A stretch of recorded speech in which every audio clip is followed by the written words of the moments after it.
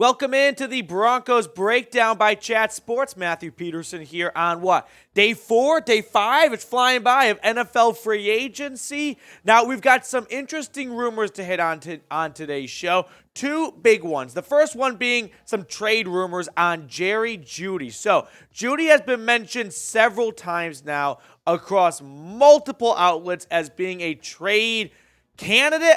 Candidate's not the word, but a potential trade for the Broncos, as they are, I think, more than just taking calls. I think they're listening to calls on Jerry Jeudy. So we're going to break that down for the first half of today's show, but I want to start it off with this. So Benjamin Allbright, Sportsnaut, who he works for in some capacity, anywho, tweeted out, the Broncos are listening to offers for Jerry Jeudy. Our Benjamin Allbright provides some inside information on Browns and Cowboys' interest as we look at 6 ideal landing spots. Here are the 6 teams that were identified in their article as Jerry Jeudy trade destinations. So what I've got there is each team, and then next to it is their first selection in the 2023 NFL Draft. To me, I don't think the Broncos are going to do anything less than a first-round pick for Jerry Jeudy. So if that's the case, we can cross out the Browns.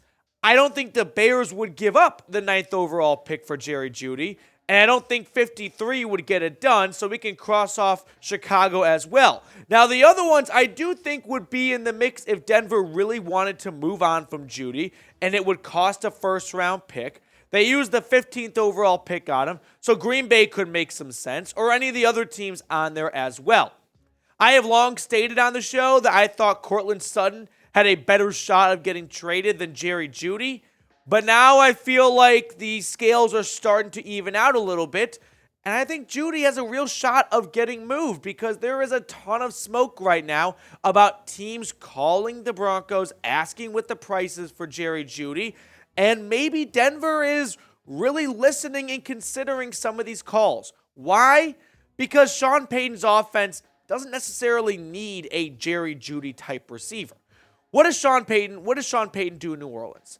He got slant boy Mike Thomas 150 receptions. That's Tim Patrick. They love Tim Patrick. They're excited about Tim Patrick coming back next year. So if they don't believe that their offense will run through a receiver like Jerry Jeudy, and that first-round pick could be devoted to a spot that would better serve what Sean Payton wants to do on offense, which is a slot possession receiver, sort of, like Tim Patrick, multiple tight ends, which they've got Alberto, they've got Dulcich, they signed a tight end, Manhurts, and they want to run the football, which all signs indicate, with a Ben Powers and Mike McGlinchey, huge signings, and a fullback and a blocking tight end. Well, all of a sudden, Jerry Jeudy might be a bit overkill for what they want to do on offense. And maybe a first-round pick could make some sense for the Broncos to achieve what their goals are on the offensive side of the ball. So I want to know from everyone watching right now, at the end of the day, do you think Jeudy is going to get traded? Am I going to be standing up here in a couple hours, days, weeks, whatever, talking about a Jerry Jeudy trade actually going down? Let me know yes or no in the comment section. And hey, while you're letting me know, make sure to subscribe. We are closing in on 13,000 subscribers. If you're looking for a daily Broncos YouTube channel with the latest news and rumors, hit that sub button down below. I need 314 people watching to do so. 13,000 is the next milestone, but it's definitely not the end goal here at the channel. Like I said, though, this is not just shit being thrown at the wall here. There appears to be some serious traction to Jeudy getting shopped. So Jeff Howe, who covers the NFL for The Athletic, tweeted out, Jerry Jeudy has been a hot name this week. The Broncos' asking price on Jeudy has been at least a first-round pick. And I think they should not settle for anything less than a first-round pick. Because when you look at Judy's career stats, if you just did a blind resume, I've said before, and remove the name in the picture, that probably doesn't look like someone who's going to get you a first-round pick. But the way he ended last season and just him being a first-round pick and having that status and that talent and speed, I don't see why Denver would settle for anything less. And then there's this, right? Then there's the comfortability element of, could we move on from Jeudy and be successful on offense because of the glue guy, as I like to call him, Tim Patrick, coming back this season off a torn ACL. Last 2 seasons for Denver, the former Utah Ute, 340-ish yards, 11 touchdowns combined. I mean, the guy is just Mr. Consistent, and he seems to only be getting better as the seasons progress. The ACL tear last season was a huge bummer, but I have heard the Broncos are big fans of Jeudy, at least this new regime is, of Patrick, and what Patrick can do in this offense and what they want to achieve.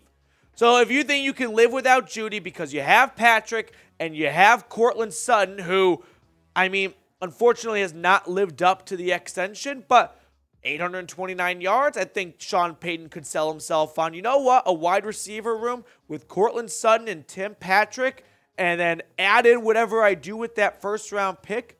This offense could be just as good without Jerry Jeudy. I think that might be the train of thought that Sean Payton and the Denver Broncos might be having when considering moving on from number 10.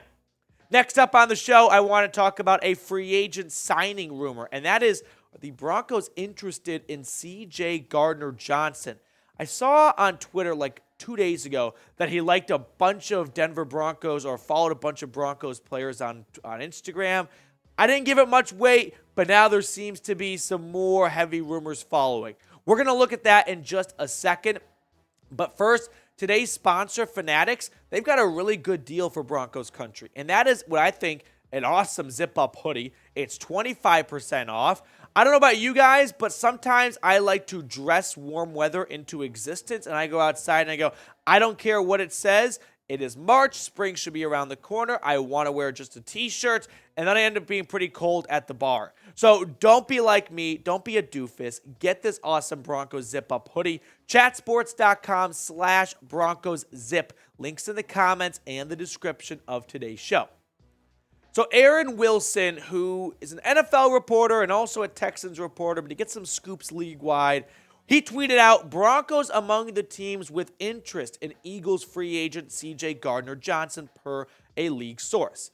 Gardner-Johnson's stats speak for themselves. He is one of the best safeties in football. Look at what he did last season. 6 interceptions in his first season in the city of brotherly love. Now, when Philly re-signed James Bradberry and moved on from Darius Slay because it sounds like they're going to have a reunion. So if they do bring back Darius Slay, or rather hold on to Darius Slay, maybe there's no money for CJ Gardner-Johnson. And maybe the biggest spender in free agency thus far, the Denver Broncos, swoop in and do pick up the rising star free agent. Here's my stance on it. When we look at the safety room right now, K-Jack wants to play more football. He's always said he wants to play, I think his number is 15 seasons, and he's closing in on that. I wasn't expecting them to bring him back last year. Maybe they do it again this year. But there's someone in the wings who I think is deserving of a starting role, and that is Caden Stearns. Remember last year when Justin Simmons went on IR after week 1 and Stearns stepped in and filled in marvelously? 2 interceptions in the Texans game, 4 pass breakups.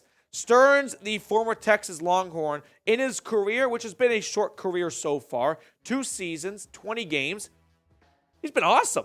What are we talking about here? 2 sacks, 9 pass breakups, 4 interceptions for a backup safety. A guy who doesn't get a high volume of snaps to have 4 picks in 20 games. That is really impressive. So I'll let you guys fill in first before I give my take. But should Denver sign CJ Gardner-Johnson? Jesse Bates signed for $16 million a season. Juan Thornhill went for $7 million a season. I think Gardner-Johnson's probably going to be in the middle at about 13-ish million. Would that be something, maybe 12 million, you'd want to see Denver fork over? Let me know in the comments section below. Personally, I'd rather stick with Caden Stearns for cheap and see what he can do, right? See if one of the guys on your roster who you don't have to pay 10 or so, whatever it is, $1 million a season, can be just as good for 10 times less. I think Caden Stearns is an up-and-coming player. The injury last season was not good, and maybe that's what's holding the Broncos back. But ultimately, are we looking at a Broncos team that is in a championship mode in 2023? I don't think so. I think they should spend money because why not, and be competitive and put together a better product for the fan base next season.